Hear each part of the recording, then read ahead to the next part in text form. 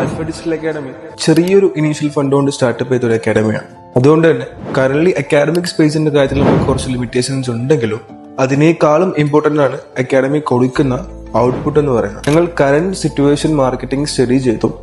Current ഉള്ള digital മാർക്കറ്റേഴ്സിന്റെ സ്കിൽസിന്റെ ഔട്ട്പുട്ടും ഇന്ത്യ ആൻഡ് GCC കൺട്രീസിലെ മാർക്കറ്റിംഗ് ഏജൻസി തമ്മിൽ ഡിസ്കസ് ചെയ്തിട്ടുള്ള ഒരു അഡ്വാൻസ്ഡ് ആയിട്ടുള്ള ഒരു കസ്റ്റമൈസ്ഡ് സിലബസ് ആണ് ആൽഫ സെറ്റ് ചെയ്ത് വെച്ചിട്ടുള്ളത്. ഇപ്പം അക്കാഡമിക് സ്പേസിന്റെ കാര്യത്തിൽ കറന്റ് നമ്മൾക്കൊരു ലിമിറ്റേഷൻസ് ഉണ്ടെങ്കിലും സിലബസിന്റെ കാര്യത്തിൽ നമ്മൾക്ക് ഒരു ലിമിറ്റേഷൻസും ഇല്ല.